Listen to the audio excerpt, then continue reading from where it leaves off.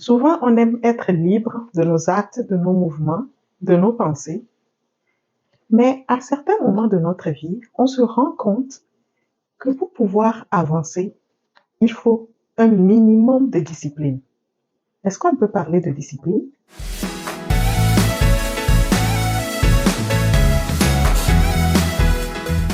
Bonjour, je suis très contente aujourd'hui de vous retrouver. Je suis hyper contente. Bienvenue à tous ceux qui sont nouveaux sur cette chaîne. Bienvenue à ceux qui me suivent depuis fort longtemps.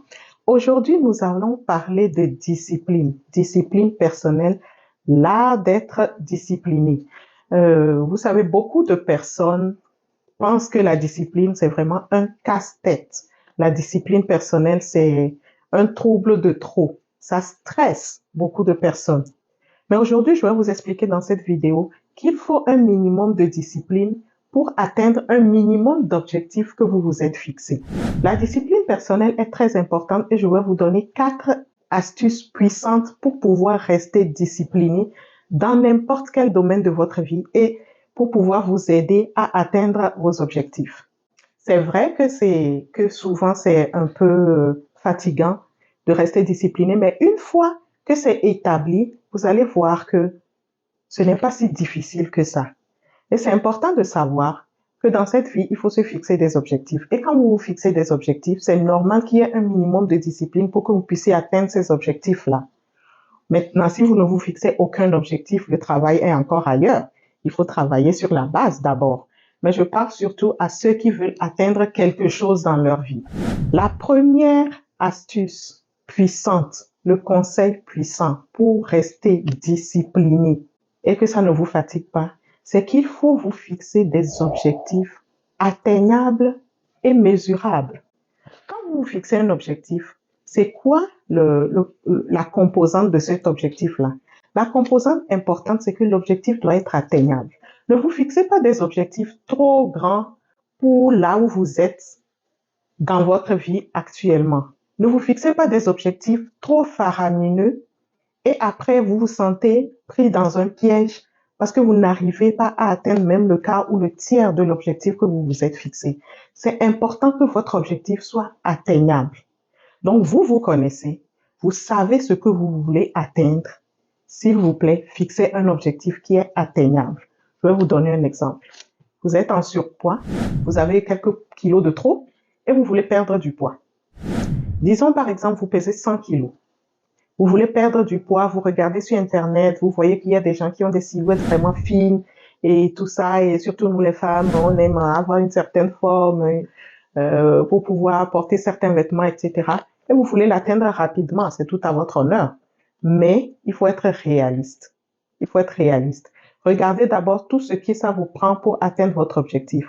Vous ne pouvez pas être à 100 kilos et par exemple vous dire que je veux arriver à 70 kilos en un mois. Ce n'est pas un objectif atteignable parce que vous ne pouvez pas perdre 30 kilos en un mois.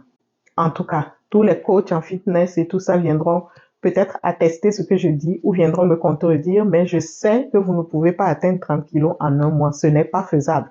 Donc, si vous vous fixez ce genre d'objectif en pensant que non, ça va me garder motivé, non, ça va m'aider à vraiment être performant jusqu'à ce que je l'atteigne, c'est faux. Ça va plutôt vous décourager. Parce que lorsque vous allez commencer et en une semaine, vous aurez perdu seulement 1 kilo, vous allez rapidement faire le calcul et vous allez vous dire, ah, finalement, là, je pense que ça ne va pas marcher. Et ça va vous décourager. Vous allez dire, oh, on laisse tomber. Mais si, par contre, vous êtes à 100 kilos et vous vous dites qu'en un mois, je veux perdre 5 kilos, je prends l'extrême, là, en un mois, vous allez perdre 5 kilos, ce que ça va faire, c'est que si en une semaine, vous perdez 1 kilo, ça ne va pas vous décourager. Plutôt, ça va vous encourager, vous allez faire le calcul rapidement, vous allez vous dire, OK, si en une semaine, je perds 1 kilo, ça veut dire qu'en 4 semaines, qui est un mois, je vais perdre 4 kilos. Et 4 kilos, ce n'est pas loin de mon objectif de 5 kilos. Donc, ça va vous rebooster. Et peut-être la semaine qui va suivre, au lieu de perdre 1 kilo, vous allez en perdre 2. Donc là, déjà, vous dépassez votre objectif de 5 kilos à la fin du mois. Donc, fixez-vous un objectif qui est atteignable, et 2, qui est mesurable, que vous puissiez le mesurer.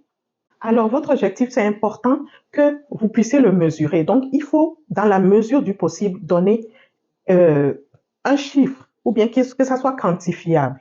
dans la mesure du possible, parce que je sais qu'il y a certains objectifs qui ne sont juste pas quantifiables.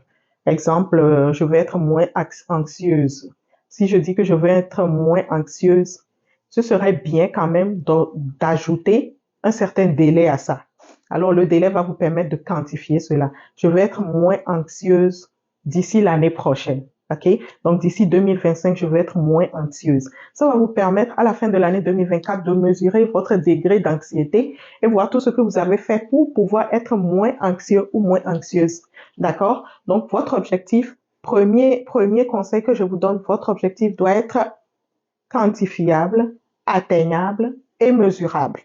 Le deuxième conseil que je vous donne pour pouvoir être discipliné ou garder la discipline, c'est de vous créer une routine. C'est important de vous créer une petite routine personnelle à vous-même. Ça vous permet de garder une certaine discipline. Par exemple, quand vous vous réveillez le matin, quelles sont les choses indéniables que vous faites, qu'il pleuve, qu'il neige, qu'il vente? OK? Quelles sont les choses que vous faites? C'est quelque chose que vous devez créer et que vous devez vous en tenir dans la mesure du possible. D'accord?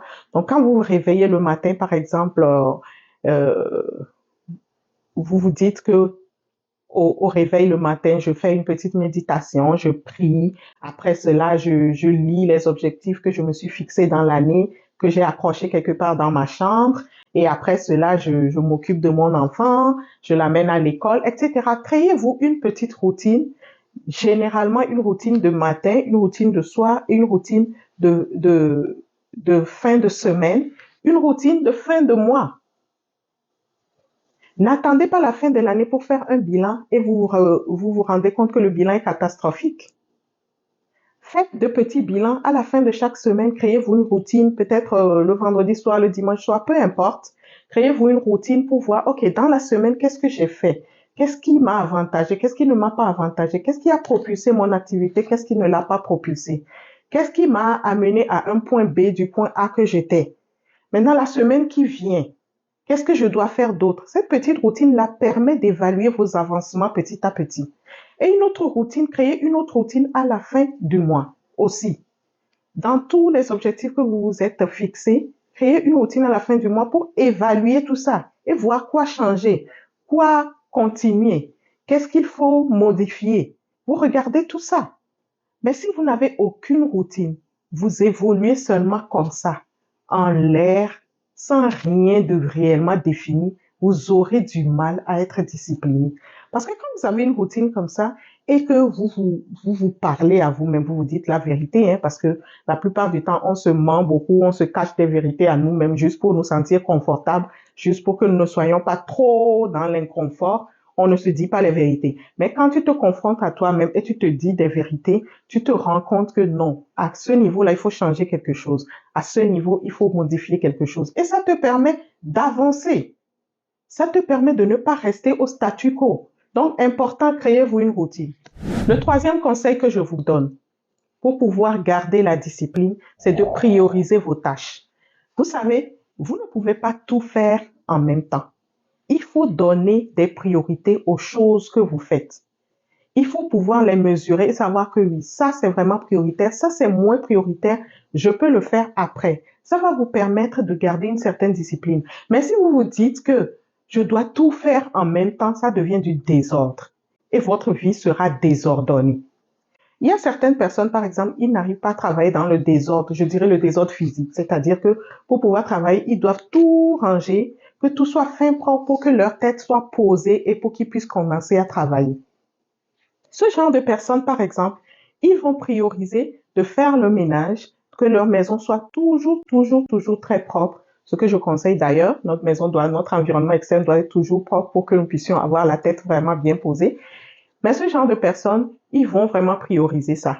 Une autre personne va prioriser de faire son jogging chaque matin d'abord avant de commencer sa journée parce que c'est ça qui draine sa motivation, c'est ça qui draine son énergie et tout ça. Donc, vous-même, en tant qu'être humain, vous connaissez, priorisez vos tâches pour que vous soyez discipliné, pour que vous gardiez la discipline longtemps. Ne faites pas tout en même temps. Ne désirez pas de faire tout en même temps. il faut une priorité à toute chose. Ça va vous aider à être discipliné et à garder la discipline. Alors, le quatrième conseil que je vous donne pour garder la discipline, c'est de soutenir vos motivations. Trouvez des sources d'inspiration, trouvez des sources qui vous motivent chaque jour à continuer.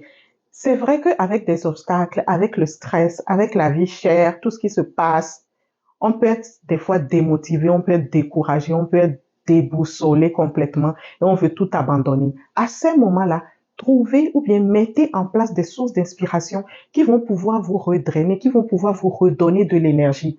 Parce que c'est important. Tout le monde a des moments down. Tout le monde a des moments où vraiment ils pensent que la vie même ne vaut pas la peine d'être vécue. Tout le monde a ces moments-là. Ne pensez pas qu'il y a des personnes, même si vous voyez des personnes à la télé, sur les réseaux, qui sont super forts mentalement et tout le monde a des moments de down. Donc, dans ces moments-là, il faut déjà avoir prévu des sources d'inspiration, des sources de motivation pour pouvoir vous relever. Ça peut être une personne, un mentor que vous avez. Et à ces moments-là, vous faites appel à ce mentor, vous faites appel à ce coach, ce mentor, pour pouvoir vous aider à vous relever, à vous retrouver. Ça peut être des vidéos que vous suivez, des masterclass que vous suivez, des vidéos de motivation, d'inspiration que vous suivez. Et à ce moment-là, vous passez juste ces vidéos, vous passez juste ces audios, vous passez juste ces formations que vous avez faites pour vous relever. Ça peut être des moments de prière où à ce moment-là, vous priez, vous demandez à Dieu la force, l'énergie pour pouvoir continuer. Ça peut être des moments de méditation où à ce moment-là, vous faites juste le calme autour de vous et vous méditez sur vous-même, sur votre vie, avec peut-être la parole de Dieu, si vous lisez la parole de Dieu.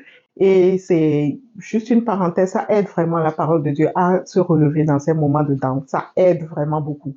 Donc, ça peut être n'importe quoi que vous mettez en place qui vous donne une source d'inspiration quand vous vous sentez moins motivé.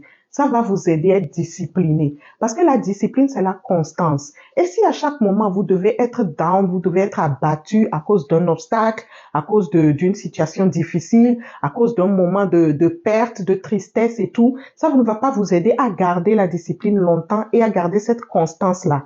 Donc, c'est important. Trouvez des sources d'inspiration qui vous relèvent quand vous êtes abattu, quand vous êtes découragé, quand vous êtes confus, quand vous êtes déboussolé. Ça va vous permettre de garder la discipline. Et le cinquième et dernier conseil que je vous donne pour garder la discipline, c'est être persévérant. Vous savez, la persévérance, c'est très important si nous voulons atteindre quelque chose. La persévérance est très important si tu ne veux pas juste que ton passage sur Terre soit un passage de métro, boulot, dodo, il n'y a rien de très, très excitant dans ta vie et tout ça. La persévérance est important parce que tout ce que nous mettons en place de faire, il y aura toujours des obstacles. Ça là, il faut vous mettre ça vraiment quelque part dans votre chromosome que dans la vie, il y aura toujours des obstacles, toujours des difficultés, toujours des moments où vraiment vous allez vouloir tout abandonner. Vous allez vouloir tout lâcher. Et c'est là que la persévérance rentre en ligne de compte. C'est là que la persévérance vous permet de continuer malgré les difficultés. Je connais beaucoup de personnes qui, à la première difficulté, ils décident d'abandonner. Même si la difficulté là peut se résoudre en 2 secondes, non, non, c'est trop dur. Non, c'est trop dur. J'abandonne ça. Non, c'est trop dur. J'arrête tout de suite.